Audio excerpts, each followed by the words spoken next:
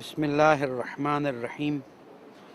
الحمد لله رب العالمين والحمد لله الذي هدانا لهذا وما كنا لنهتدي لولا أن هدانا الله ثم الصلاة والسلام على أشرف الأنبياء والمرسلين خاتم النبيين شفيع ذنوبنا وطبيب قلوبنا أبي القاسم محمد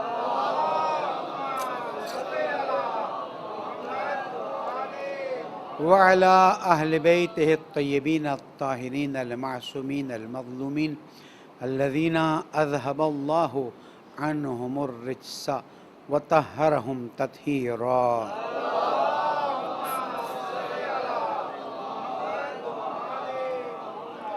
مومن کرام السلام علیکم ورحمۃ اللہ وبرکاتہ.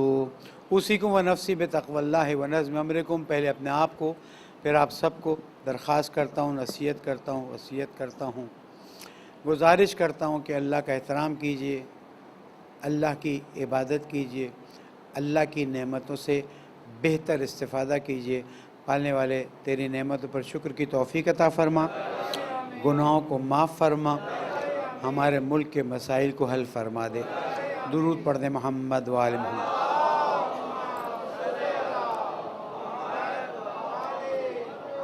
ہمارا سلسلہ ایام ولادت صادقین سے جاری ہے اور حضور اکرم اور چھٹے امام علیہ السلام کی زندگی سے مختصر عناوین لے کر آپ کی خدمت میں پیش کر رہا ہوں، اس لیے کہ یہ عناوین ہمارے لیے بہت ضروری ہیں لیکن ہم سے عام طور پر چھپے رہتے ہیں. بہت سی اور باتیں ہوتی ہیں وہ بھی غیر ضروری نہیں ہیں، لیکن یہ عناوین بھی ہماری زندگی کے لیے بہت زیادہ اہمیت رکھتے ہیں، اس لیے کہ اس کائنات میں اللہ تعالیٰ کے بعد جو سب سے اہم موجود ہے وہ حضرت رسول اکرم محمد مصطفیٰ خاتم الانبیاء والمرسلین صلی اللہ علیہ وآلہ وسلم ہے، اور ان کو ہمارے لیے نمونِ عمل بنا کر بھیجا گیا.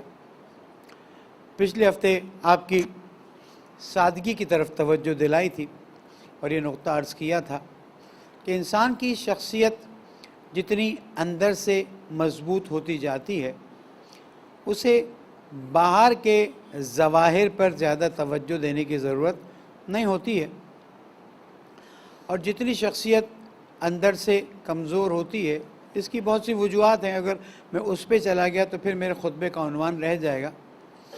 جتنی شخصیت اندر سے کمزور رہتی ہے، چاہے ماں باپ نے شروع سے پیار نہیں دیا، چاہے اس کی تربیت اس طرح سے نہیں ہوئی، چاہے معاشرے نے اس طرح سے احترام نہیں دیا، آہستہ انسان کی شخصیت کمزور ہو جاتی ہے.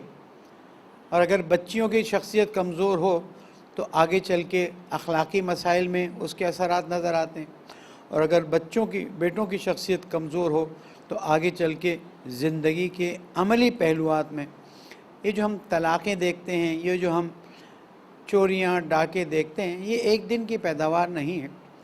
یہ بچپن کی تربیت کا قصور ہے کہ جب پہلی غلطی ہو اور اس پر والدین صحیح رسپانس نہ دیں. دیکھیں میں نے لفظ استعمال کیا ہے، سخت رسپانس کا استعمال نہیں کیا. صحیح رسپانس اگر نہ دیں تو پھر آہستہ وہ چیز نگیٹو اس میں چلی جاتی ہے. اور پھر یہ قول میں مسلسل میرے مولا کا نقل کرتا ہوں کہ جس کی شخصیت، مفہوم میں ترجمہ کر رہا ہوں، جس کی شخصیت مضبوط ہو گئی اس سے کسی برائی کی توقع مت کرنا، اور جس کی شخصیت کمزور ہو گئی اس سے ہر برائی کی توقع کرنا. اس لیے ہم حضور اکرم اور ائمہ معصومین علیہ السلام کی شخصیات کو دیکھ کر یہ نتیجہ لیتے ہیں کہ ہم اپنے بچوں کی شخصیت مضبوط کریں. آپ کے پاس پیسہ نہیں ہے، آپ کے پاس بڑا مکان نہیں ہے، آپ کے پاس گاڑی نہیں ہے، کوئی فرق نہیں پڑتا. آپ کو اللہ تعالیٰ نے ایمان جیسی نعمت سے نوازا ہے. یہ جو جمعے کو آپ نماز جمعہ میں کھنچاتے ہیں، ایام اعظم میں مجلسوں، ماتموں، جلوسوں میں کھنچاتے ہیں، ولادت، شہادت، 3 گھنٹے مشاعرہ چل رہا ہوتا ہے اہل بیت کی شان میں، ایسے بیٹھے ہوتے ہیں جیسے اس سے زیادہ پسندیدہ کوئی چیز نہیں ہے. یہ بتاتی ہے کہ دل میں ایمان تو ہے، اس میں کوئی شک کی گنجائش نہیں، لیکن ایمان کے تقاضوں کو اگر ہم پورا نہیں کریں گے تو پھر مشکلات بڑھ جائیں گی۔ یہ آپ کے والدین کا احسان ہے کہ انہوں نے آپ کے دل میں اہل بیت کی محبت ڈالی، آپ کے اندر احترام ڈالا، آپ کو عزت بخشی۔ اب آپ کا وظیفہ ہے اپنی آئندہ کی نسلوں کو پیار سے، محبت سے، احترام سے۔ نوجوان غلطی کرے گا، چاہے وہ بیٹا ہو چاہے وہ بیٹی ہو، غلطی نہیں کرے گا تو سیکھے گا کیسے؟ لیکن غلطی پر آپ کا رسپانس کیسا ہے یہ اصل نتیجہ ہے۔ اگر آپ نے غلطی پر ایک بہتر انداز میں اس کو سمجھانے کی کوشش کی، مثلا بیٹی ہے، کالج جاتی ہے، سمجھتی ہے اب یہاں پر میں آزاد ہوں، اور ایک نامناسب، دیکھیے کیا حالات ہیں، نامناسب ڈریس پہن کے چلی جاتی ہے۔ اب اس پہ ماں نے اس کو ڈانٹ ڈپٹ نہیں کرنے، باپ نے اس کو تھپڑ نہیں مارنا، اس کو بٹھا کے سمجھانا ہے، تو کس خاندان سے ہے، تو کس مکتب سے ہے، تو کس کو فالو کرتی ہے، تو سوچ لے آیا وہ آج تیرے سامنے آ جائیں تو تو اس ڈریس میں ان کے سامنے جا سکے گی؟ یہ بے حیائی کا ڈریس، یہ بے شرمی کا ڈریس۔ جیسے جیسے احساس اس کے اندر بڑھتا جائے گا وہ خود بخود ٹھیک ہو جائے۔ لیکن آپ نے مار دیا، تھپڑ مار دیا، ڈانٹ ڈپٹ کر لی، اس کا اثر فوراً ختم ہو جاتا۔ یاد رکھیے گا، بچوں کے اندر جتنی شرم و حیا کو آپ زیادہ کریں گے اتنا ہی بچہ غیرت مند یا بچی غیرت مند ہوگی۔ آپ کو معلوم ہے فقہی لحاظ سے ایک حکم ہے، میں بند الفاظ میں بیان کرتا ہوں اگرچہ کہ اس میں کوئی ایسی بات نہیں، جب میاں بیوی اپنے شرعی عمل کی طرف آگے بڑھیں تو حتیٰ اگر کوئی نومولود بچہ بھی اس کمرے میں ہے تو جب تک وہ جاگ رہا ہے اس عمل کو انجام نہ دیں۔ نومولود بچہ، دنیا کہتی ہے اس کو کیا پتا، لیکن تمہیں کیا پتا کہ بچہ کیا سمجھتا ہے کیا نہیں سمجھتا؟ یہ تو دین ہمیں بتاتا ہے کہ نومولود بچہ بھی ہو وہ آپ کی سانسوں سے اثر لیتا ہے اور بعد میں آپ کی سانسوں کے اثر باہر آتے ہیں۔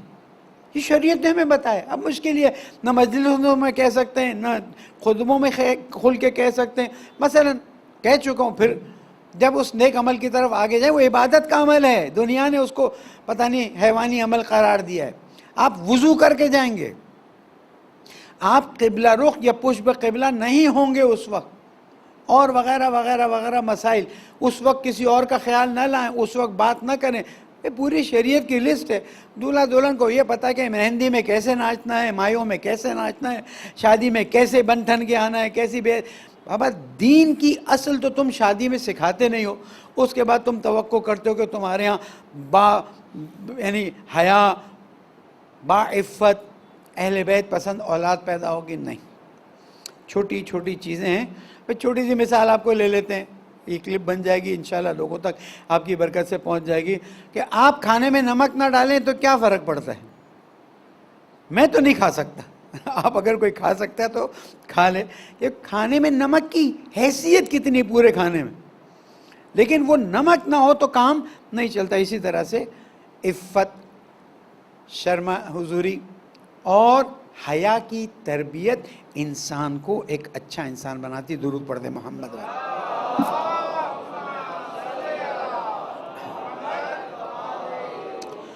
حضور اکرم کی زندگی کا ایک نمونہ پیش کرتا ہوں اور اس سے درس لیتے ہیں، اور وہ یہ کہ ایک غزوے سے تشریف لا رہے تھے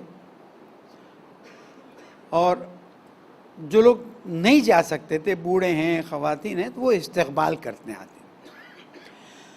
تو استقبال کرنے کے لیے لوگ آئے ہوئے تھے، سب خوشی سے حضور اکرم کے گرد جمع ہو رہے تھے۔ حضور اکرم نے دیکھا ایک بوڑھا آدمی دور کھڑا ہے اور وہ یوں یوں کر رہا ہے۔ حضور اکرم نے مجمع کو چیرا، مجمع سے نکل کر اس بوڑھے آدمی کے پاس گئے، اس سے مصافحہ کیا، دو ہاتھ سے مصافحہ کیا۔ اس کو پوچھا کہ تمہارے ہاتھ میں یہ سخت آبلے کیسے پڑے ہوئے ہیں، اتنے تمہارے ہاتھ سخت؟ اے رسول اللہ، محنت مزدوری کرتا ہوں، کھیتی باڑی کرتا ہوں، تو اس کی وجہ سے۔ حضور نے ہاتھ چوم لی اور کہا یاد رکھنا اللہ کو یہ ہاتھ بہت پسند ہے، جو محنت کرتے ہیں، جو مزدوری کرتے ہیں، جو کوشش کرتے ہیں کہ اپنے بیوی بچوں کے لیے حلال روزی کمائیں، کہاں ہیں یہ واقعات؟ کہاں ہیں یہ باتیں؟ ایک کڑوی بات بتاؤں آپ کو، حضور اکرم کی زندگی کے گھنٹے میں نے حساب کیے، تقریباً 2 لاکھ گھنٹے حضور اکرم نے دنیا میں اعلان نبوت کے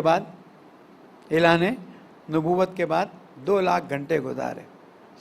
2 لاکھ گھنٹوں میں سے آپ سمجھیں کہ 8 گھنٹے روز کے اگر وہ گھر میں گزارتے ہیں، اس کے علاوہ دوسرے کاموں کو انجام دیتے ہیں، تو ہمارے پاس تقریباً 1 لاکھ گھنٹے بچتے ہیں جس میں ہمیں کچھ نہ کچھ حضور کی زندگی سے ملنا چاہیے تھا۔ کتنے 1 لاکھ گھنٹوں سے ہمیں حضور کی زندگی سے ملنا چاہیے تھا۔ ڈھونڈ لیجئے کتابوں میں، 1 لاکھ گھنٹے چھوڑ دیجئے، 10,000 گھنٹوں سے زیادہ کی کوئی بات ملے تو مجھ سے آپ انعام لے جائیے گا، مجھے لا کے دے جائیے گا۔ یہ کس نے خیانت کی ہے؟ مجھے معلوم ہے میری بات پلٹ گئی کہیں اور، لیکن درد دل تو ہے نا۔ یہ کس نے خیانت کی ہے؟ کیلکولیٹ کر لیجئے، میرا جوان کیلکولیٹ کرے، غلطی ہو تو میں اصلاح کر لوں گا، لیکن پلس مائنس بہت زیادہ 5% 7% زیادہ میری بات میں کم زیادہ نہیں ہوگی۔ یہ 1 لاکھ گھنٹے، آپ کو پتہ کتنی گفتگو، کتنے بیانات، غدیر کا ہی دیکھ لیجئے، آپ تعجب کریں گے۔ غدیر کا خطبہ بھی پورا نہیں آنے دیا، یہ تو علماء نے، وہاں کسی نے کوٹ کیا اس کو جمع کیا، وہاں کسی نے کوٹ کیا اس کو جمع کیا، اور پھر کہا بھائی یہ کس نے اسلام پہ ظلم کیا؟ کہاں ہے وہ اسلام؟ کہاں ہے حضور اکرم کی تربیت؟ کہاں ہیں وہ باتیں جو وہ کرتے رہے؟ کہاں ہے وہ عمل؟ اب میں اس کو اور آگے لے جاتا ہوں۔ 1 لاکھ گھنٹے تو جو انہوں نے بولا ہے یا عمل کیا ہے۔ اگر خاموش تھے، میں 1 لاکھ گھنٹے وہ لے رہا ہوں کہ جس میں وہ پبلک میں تھے۔ مثلا میں 30-35 منٹ یہاں پر ہوتا ہوں، 13-14 سال کے گھنٹے لگا لیجئے تو آپ کو اندازہ سٹیٹسٹکس مل جائیں گے۔ تو حضور اکرم نے 1 لاکھ گھنٹے لوگوں میں گزارے۔ 1 لاکھ گھنٹوں میں ہم کہتے ہیں 40,000 گھنٹے آپ نے کچھ نہ کچھ بولا ہے، 60,000 گھنٹے خاموش رہے ہیں۔ مجھے 40,000 گھنٹوں کا بیان لا کے دے دیں، اور 60,000 گھنٹے خاموش رہنے پہ کیا کر رہے تھے وہ بتا دیں۔ ہم مسلمانوں نے مولا کائنات کی دشمنی میں اس حد تک اپنے آپ کو ڈال دیا کہ حضور کی چیزوں کو بھی چھپا دیا، حضور کے کاموں کو چھپا دیا۔ مثلا میں مثال اس طرح سے دیتا ہوں، میں گاڑی سے اترا، میں نے لوگوں کو سلام کیا، دیکھا نا لوگوں نے۔ اب مثلا کوئی لکھے گا تو بولے گا یہ مولانا اترتے تھے، جو سامنے آتا ہے سلام لکھ کے ہے نا۔ کمرے میں آیا، مولانا نے بیٹھ کے اپنے خطبے کے مثلا پوائنٹس فائنل کیے کہ مجھے یہ کرنے، ہو گیا نا، 5 منٹ وہ 5 منٹ 10 منٹ آ گئے نا۔ میرے حضور کی زندگی کی کوئی چیز اس طرح، وہی ریپیٹڈ واقعات، پتھر پڑ گئے، وہ کوڑا پھینک دیتی تھی، 12 آپ گن لیجئے گا اپنے 12 سے 15 واقعات سے بڑھ کے آپ کو یاد بھی نہیں ہوں گے۔ جبکہ ان کی زندگی کے جزیات، اگر چھینک آتی تھی تو آپ کیا کرتے تھے، اگر آپ کو بخار آ جاتا، اور پھر میں یہ بات کر رہا ہوں 1 لاکھ گھنٹے جو باہر تھے، کم از کم 40-50 ہزار گھنٹے جو گھر میں تھے، اور پھر ازواج رسول اکرم جو ہیں ان کی تعداد کم نہیں ہے۔ کس نے چھپایا؟ کس نے حدیث کو کوٹ کرنے سے روکا؟ اب چھوڑیں، ہم آتے ہیں اس بات کی طرف۔ حضور نے ہاتھ چوما اور فرمایا کہ اللہ تعالیٰ کو مزدوروں کے، محنت کرنے والوں کے، حلال روزی کمانے والوں کے ہاتھوں کو بوسہ دینا پسند فرماتا ہے، اور یہ ہاتھ رکھنے والے جنت میں بغیر حساب کے چلے جائیں گے۔ کہاں رسول اکرم کا کردار، کہاں ہمارا کردار؟ ایک نابینا آ کے حضور اکرم کے پہلو میں بیٹھنا چاہتا تھا، کوئی مالدار کھڑا تھا، بیٹھا ہوا تھا، اس کو تھوڑا سا برا محسوس ہوا، آیت نازل ہوئی، اور پھر اس نے معافی مانگی کہ میرے سے اس طرح سے ہو گیا ہے، اور میں اس کو اپنی آدھی دولت دینا چاہتا ہوں. احساس ہو جائے تو انسان تو سمجھ ہی جاتا ہے نا کہ مجھ سے اور انسان غلط اس نابینا سے کہا رسول اکرم نے تجھے آدھی دولت دینا چاہ رہا ہے. یا رسول اللہ نے مجھے آدھی دولت نہیں چاہیے. کیوں نہیں چاہیے؟ کہیں میں بھی ایسا نہ ہو جاؤں. دولت ہونا برا نہیں ہے، پوسٹ ہونا برا نہیں ہے، علم ہونا برا نہیں ہے. برا یہ ہے کہ یہ چیزیں آپ کے دماغ میں ایک ایسا کیڑا ڈال دیں جس کے بعد آپ کسی کو انسان نہ سمجھیں، آپ لوگوں کو سلام کے لائق نہ سمجھیں. آپ توقع کریں کہ سب آپ کو چیک کر لیجئے. جو پوسٹ والے ہیں مجھے معلوم ہے ذمہ داران آتے ہیں، بعد میں بات بھی ہوتی ہے، بہت سے کاموں میں ہمارے ساتھ تعاون بھی کرتے ہیں، لیکن چیک کر لیجئے. جہاں آپ کو ہو کہ میں کیوں سلام کروں، وہ سلام کرے. اس کا مطلب حضور اکرم نے سنت ڈالی سادگی کی کہ جو پہلے سلام کرے گا اس کو 69 ثواب اور جواب دینا واجب 1 ثواب. لوگ پہل کرتے تھے یہاں تک کہ اگر مثلا 2 ساتھ جا رہے ہیں اور درخت بیچ میں آیا اور ایک اس طرف سے آیا دوسری طرف سے آیا تو پھر سلام علیکم دعا ہے. اس پہ ریسرچ کی گئی کہ کیا وجہ ہے کہ گڈ مارننگ اور گڈ آفٹرنون کی بجائے سلام علیکم کہیں تو کیا ہے؟ سلام علیکم آپ کے دل سے، ویسے تو ہم زبان سے ہی کرتے ہیں، آپ کے دل سے سامنے والے کے لیے سلامتی کی دعا ہے. چیز کتنی چھوٹی. اس دن بسم اللہ اور الحمدللہ کا کہا تھا، پتہ نہیں کتنے لوگوں نے جا کے دسترخوان پہ یاد کیا نہیں کیا. آج سلام علیکم حضور اکرم کی سنت.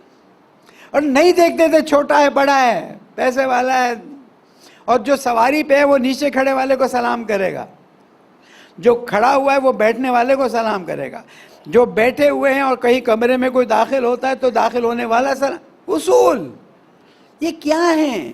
یہ محبتوں کو بڑھانے کے اصول ہیں. جیسے ہی آپ مصافحہ کرتے ہیں، حدیث میں ہے کہ جب 2 مومن آپس میں مصافحہ کرتے ہیں، اور الحمدللہ انشاءاللہ اب یہ کورونا سے ہم بچ جائیں تو پھر باقاعدہ طور پر مصافحہ شروع کریں. معصوم فرماتے ہیں جب تک دونوں مومن کے ہاتھ ملے ہوئے محبت سے، اللہ تعالیٰ فرشتوں کو آرڈر کرتا ہے دونوں کے گناہ معاف کرو. لیکن دیکھ لینا جس کے دل میں دوسرے کی محبت زیادہ ہے اس کے گناہ زیادہ معاف کر دینا. درود پڑھ دیں محمد والے.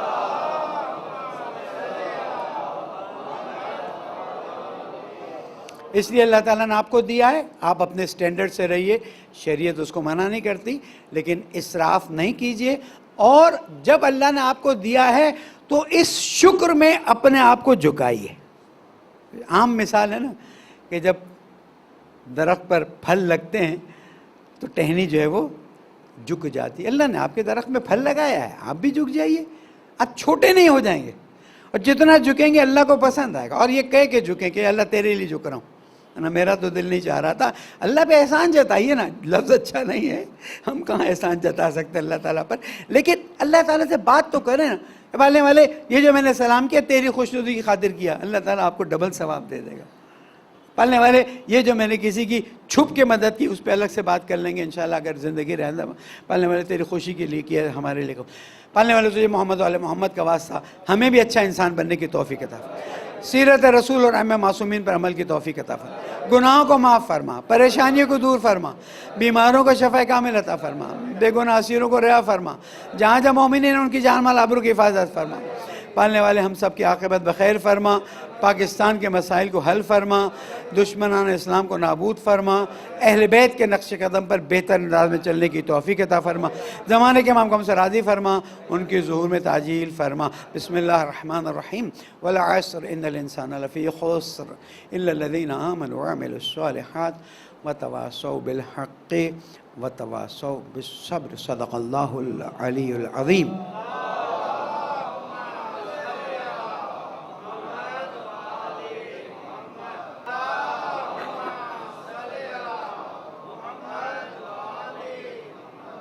اعوذ باللہ من الشیطان الرجیم. بسم اللہ الرحمن الرحیم. مومنین تقوی اختیار کیجئے کہ صرف اور صرف تقوی کامیابی کا راستہ ہے. اور تقوی ایک جملے میں یہ ہے کہ جس طرح سے دین کی مقدسات کا احترام کرتے ہیں اس سے کئی گنا زیادہ اللہ کا احترام کیجئے. اور اللہ کے حضور میں اس کی نافرمانی سے بچنے کی کوشش کیجیے۔ درود پڑھ دیں محمد والے۔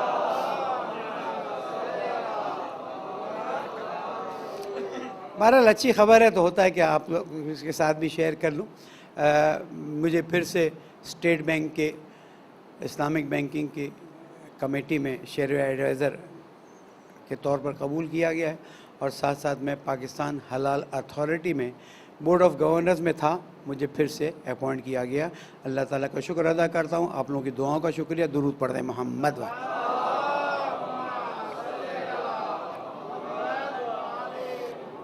اور ان دونوں جگہوں پر میں مکتب کی نمائندگی کرتا ہوں، میری ذات کا اس میں کوئی عمل دخل نہیں ہے۔ امید ہے انشاءاللہ بہتر انداز میں کوشش کروں گا۔ ایک شکایت کرتا چلوں، وہ یہ کہ میں نے بہت سے لوگوں سے درخواست کی کہ اسلامک بینکنگ میں آئیں، اس کے کورسز کریں اور آگے بڑھیں۔ دوسرے مکتب والے بہت آگے بڑھ گئے، آپ سوچ نہیں سکتے اس حد تک آگے بڑھ گئے، لیکن افسوس ہے کہ مجھے ایک دو کے علاوہ کہیں سے رسپانس نہیں ملا۔ البتہ ہماری زہر اکیڈمی میں ایک انسٹیٹیوٹ ہے، انسٹیٹیوٹ آف الصادق institute of Islamic banking finance and تکافل، ہم اس میں کورسز وغیرہ کرتے ہیں۔ میں ریکویسٹ کروں گا، میری اس ریکویسٹ کو دور تک پہنچائیں۔ اسلامک بینکنگ بہت اچھا فیوچر ہے، اور پھر آپ کو پتہ ہے کہ آپ شرعی طور پر ایک اطمینان آور جگہ پر آگے بڑھ رہے ہیں، اس میں مشکل نہیں ہے۔ اگر کوئی ہائر ایجوکیشن میں جاتا ہے، یونیورسٹی وغیرہ میں، یا مثلا پی ایچ ڈی وغیرہ کرنا چاہتا ہے اسلامک بینکنگ فائنینس میں، تو زہر اکیڈمی اس کو ایکیڈمک اسپانسرشپ پوری عطا کرتی ہے۔ ایک بار پھر درود پڑھ دیں محمد والے۔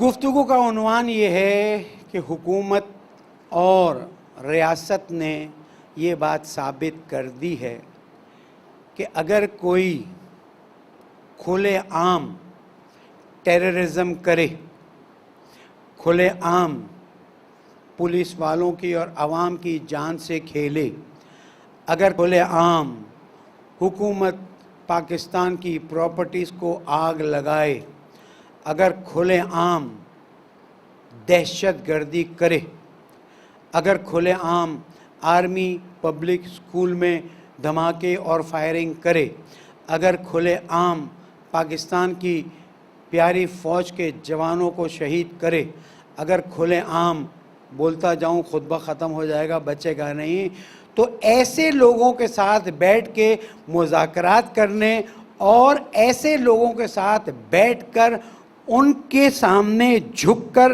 بلکہ میں ایک جملہ آگے کہوں گا، ان کے پیروں کو ہاتھ لگا کر یہ کرنے کے لیے تیار ہیں کہ اب ہم آپ کو کل عدم بھی نہیں کہتے ہیں، اب ہم آپ کو ٹیررسٹ بھی نہیں کہتے ہیں، بلکہ آئیے الیکشن میں آگے بڑھیں اور کام کیجئے۔ میں حکومت سے سوال کرتا ہوں، کیا تم لوگ انسانیت کو سمجھتے ہو یا نہیں سمجھتے ہو؟ تم کہو گے اس طرح سے یہ چیزیں بہتر ہو جائیں گی، میں گارنٹی دیتا ہوں، آج کی خطبے کی کلپ نکال کے رکھ لیجئے گا، 5 سال بعد اگر زندہ رہا اور آپ بھی رہے، میں آپ کو بتاؤں گا، یہ اس وقت تو ماننے کو تیار ہو جاتے ہیں، اس کے بعد کیا ہوتا ہے اس کو آپ نہیں سمجھتے ہیں۔ آپ نے XYZ نام نہیں لے رہا ہوں، بیانیہ پاکستان تھا، یا وہ ایک پاکستان کے نام سے کام شروع کیا تھا جس میں ہمیں کافر کہنے والوں کو بٹھایا تھا، کیا ہوا اس کا؟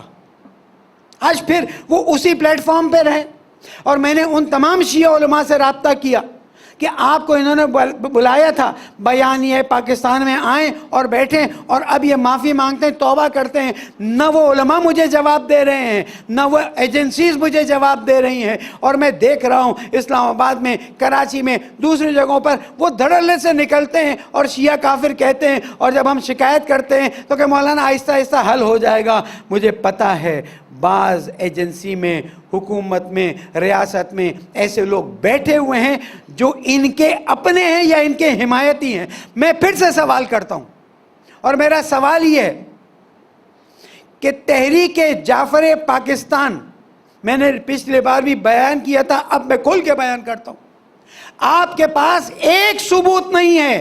مسجد میں قرآن مجید اور آیات قرآنی کے سامنے کھڑے ہو کے دعویٰ کرتا ہوں، اس کے خلاف آپ کے پاس ایک ثبوت نہیں ہے۔ وہ جنرل نے بیلنس کرنے کے لیے، ایک ٹولے کو بین کرنے کے لیے، پوری شیعہ قوم کا پلیٹ فارم تحریک جعفر پاکستان کو بین کیا۔ آج 2002 سے آج تک میرے قائد نے ہر جگہ قانونی کوشش کر لی لیکن کوئی جواب دینے کے لیے تیار نہیں ہے. حتیٰ میرے قائد نے چودھری نثار کو پیغام بتایا کہ تو چلتے چلتے راہروں میں اتنا کہہ دے تم کر سکتے ہو نہیں کر سکتے. ایک بار تم لوگ کہہ دو کہ نہیں کر سکتے ہو، پھر میں جانوں، میری شیعہ قوم جانے اور ہمارا حق جانے. کیسے ہو سکتا ہے کہ ہم اس طرح سے خاموش رہیں؟ اور اس سے جو قومی پلیٹ فارم کے نہ ہونے کی وجہ سے جو اصل تھا، مشکلات کتنی سامنے ہیں. یہ تو پھر آہستہ آہستہ قوم انسجام کے آگے بڑھی اور اختلافات کا شکار ہونے سے بچ گئی. اور الحمدللہ وہ قوانین جو اسمبلی میں لائے جا رہے تھے جس کے ذریعے آپ کے ذاکرین اور آپ کے علماء پر ایسی پابندی لگنے والی تھی کہ حتیٰ عمر سعد کا بھی آپ ممبر سے نام لیں تو آپ کے خلاف FIR کاٹ دی جاتی. یہ ہم پر اللہ تعالیٰ کا احسان ہے کہ غیبت کے زمانے میں ایک ایسے قائد کو ہمارے لیے رکھا ہوا ہے کہ جس نے اپنی پوری محنت کی. جو مجھے چیلنج کرنا چاہتا ہے یہاں کھڑے ہو کے چیلنج کرے تاکہ میں سب کے سامنے جواب دوں کہ پوری قوم کو اللہ تعالیٰ نے ان کے ذریعے بچایا. اور آج بھی ان کی کوششیں یہ ہیں. یہ کوئی چھوٹے موٹے نکلتے ہیں اور اس کے بعد چیزیں آگے بڑھاتے ہیں، اس کو روکا جاتا ہے. یاد رکھیے گا، اگر اس قومی پلیٹ فارم کو حکومت نے صحیح طریقے سے بحال نہیں کیا تو انشاءاللہ تعالی ہم قانون کو تو ہاتھ میں نہیں لیں گے، ہم پولیس والوں کو تو کلیشنکوف سے شہید نہیں کریں گے، ہم لوگوں کی اور حکومت کے عملہ کو نقصان نہیں پہنچائیں گے. لیکن پھر ایک بار آپ کو مفتی جعفر حسین صاحب کا زمانہ یاد دلا دیں گے. ہمارا وظیفہ بنتا ہے کہ ہم اس بات میں مضبوط ہو جائیں. ہمارا قومی بھائی سپریم کورٹ میں کیس ڈالا ہوا، چلا ہو نا کیس. ہم 2 کیس سپریم کورٹ میں چلانے کی درخواست کرتے ہیں. ایک یہ کہ آیا واقعاً امیر شام کی وہ حیثیت ہے جس کو اس حد تک لایا جا رہا ہے اور اس کے بعد اس کو وہ مقام دیا جا رہا ہے کہ اس کے بارے میں کوئی بات کی جائے تو FIR کاٹنے کی بات آ جاتی. یعنی آپ تاریخ بیان نہیں کر سکتے. اور یاد رکھیے گا جتنا آپ لوگ پیچھے ہٹیں گے اتنا ہی آپ کو دھکیلتے جائیں گے. یہ آپ پر ہے اپنے بچوں کو کیا دے کر جانا چاہ رہے ہیں. ذلت، رسوائی، شرمندگی یا نہیں، عزت اور وقار. شہید تو ہم ویسے بھی ہو رہے ہیں. شہادتیں کتنی شہادتیں ہوئی ہیں. پورا کراچی سے گلگت بلتستان، پارا چنار، ابھی بھی پارا چنار میں 11 یا 13 لوگ شہید ہوئے ہیں. اور کہاں کہاں شہید ہو رہے ہیں. بعض مرتبہ ڈیرہ اسماعیل خان میں اس دن پنجاب میں کہیں ایک زمیندار کو شہید کر دیا گیا. خاموش رہیں گے تو آپ کا اپنا آگے کا فیوچر ڈارک ہوگا. اور آج جتنی آزادی سے آپ آزاداری کر رہے ہیں آپ نہیں کر سکیں گے. اور جس طرح سے بعض طاقتیں، میرا لفظ یاد رکھیے گا، بعض طاقتیں ہمیں دھکیل کر پیچھے کرنا چاہتی ہیں، یہ کامیاب ہو جائیں گی. اگر مرد میدان ہیں تو وقت کے لیے تیار ہو جائیے. انشاءاللہ وہ وقت آئے گا کہ جب اگر حکومت نے بات کو نہیں مانا اور تمام قانونی رستے بند ہو گئے تو انشاءاللہ کراچی سے نکلیں گے اور جا کر اسلام آباد میں بیٹھیں گے. اور اس وقت تک بیٹھیں گے جب تک ہمارے سارے حقوق قبول نہ کر دیے جائیں. اور میں امید کرتا ہوں انشاءاللہ تعالی اس میں اللہ تعالی ہماری مدد کرے گا. درود پڑھ دیں محمد والے.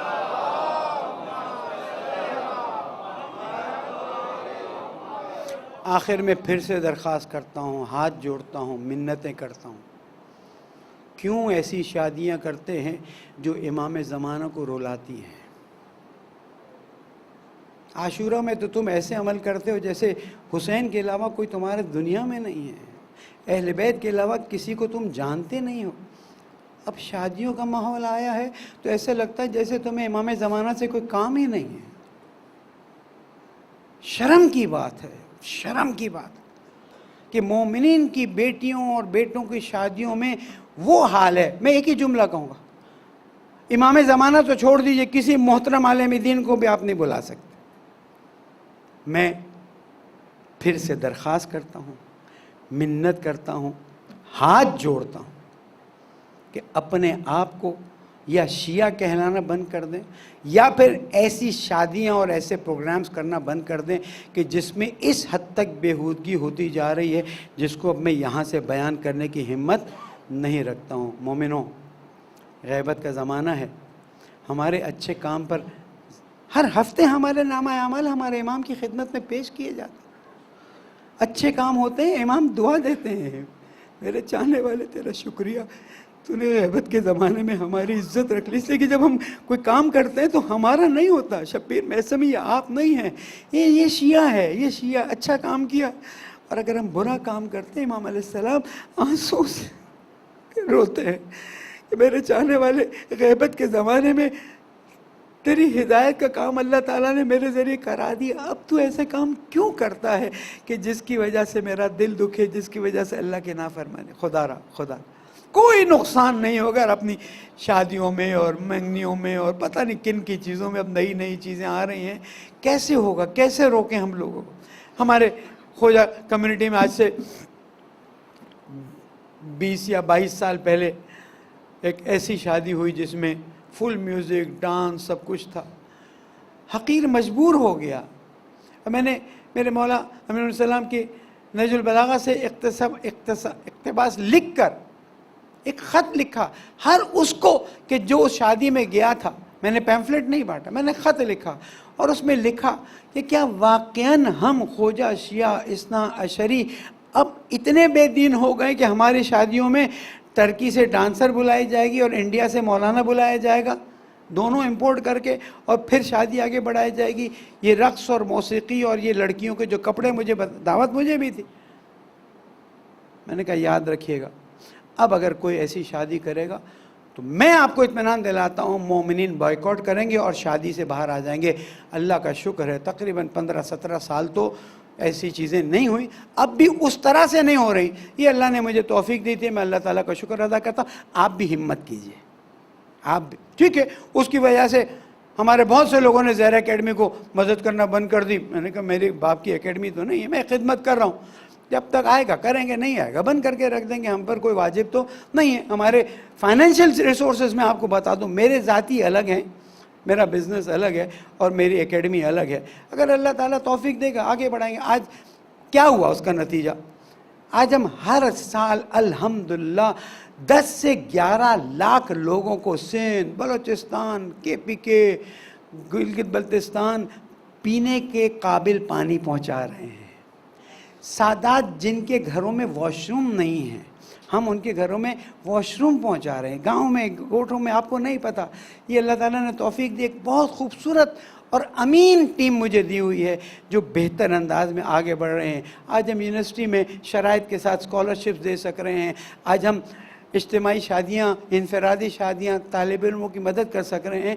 اس لیے کم نہیں ہوا بلکہ زیادہ ہوا، بہت زیادہ ہوا. لیکن الحمدللہ مجھے آج اس بات کو کہتے ہوئے اللہ تعالیٰ کا شکر ادا کرتے ہوئے کہتا ہوں کہ کم از کم ان 15-17 سالوں میں ایسی شادیاں رک گئیں، اس لیے کہ انہیں پتہ چل گیا کہ علماء، یاد رکھیے گا، جب تک علماء اپنے پیر پر مضبوط نہیں ہوں گے نا، وہ امر بالمعروف اور نہی عن المنکر نہیں کر سکتے. اور انشاءاللہ آپ کی دعا رہی، بات ختم ہو گئی. ہم کوشش کر رہے ہیں، اگر انشورنس کمپنیز کے لوگ ہوں تو میرا رابطہ تو ہو چکا ہے، ہم کوشش کر رہے ہیں کہ ائمہ جماعت، ائمہ جمعہ اور جو علماء مدارس میں پڑھاتے ہیں ان کے لیے کسی قسم کی مناسب انشورنس پالیسی دے دیں تاکہ کم از کم ان کی صحت کے مسائل بہتر ہو جائیں اور بہتر انداز میں آگے بڑھیں. اور میں ہر اس شخص کا شکریہ ادا کرتا ہوں، چاہے وہ مالی تعاون کرتا ہے یا نہیں کرتا، میرے لیے دعا کرتا ہے. اور یہ آپ لوگوں کی اور میری بہنوں کی دعائیں ہیں کہ اللہ تعالیٰ نے اتنی توفیق دی ہوئی ہے. اور میں اللہ تعالیٰ سے یہی دعا کرتا ہوں، پالنے والے ہماری اس توفیق میں تو اضافہ فرما دے، پالنے والے ہماری نیتوں کو خالص فرما دے، پالنے والے اس میں کوئی نہ کوئی کوتاہی ہو جاتی ہے کہ اسے معاف فرما دے، پریشان حالوں کی پریشانی کو دور فرما، ہمارے وسائل کو اور زیادہ فراہم فرما دے، مرحومین کی مغفرت فرما، نیک کاموں میں ساتھ دینے والوں کی زندگی میں صحت، سلامتی، عافیت، برکت عطا فرما، گناہوں کو معاف فرما، پریشانیوں کو دور فرما، رہبر معظم، مراج اعظام، قائد محترم سب کی توفیقات میں اضافہ فرما، زمانے کے امام کو ہم سے راضی فرما دے، ان کے ظہور میں تعجیل فرما دے. بسم اللہ الرحمن الرحیم. اذا جاء نصر اللہ والفتح ورأيت الناس يدخلون في دين الله افواجا فسبح بحمد ربك واستغفره انه كان توابا. صدق اللہ العلی العظیم.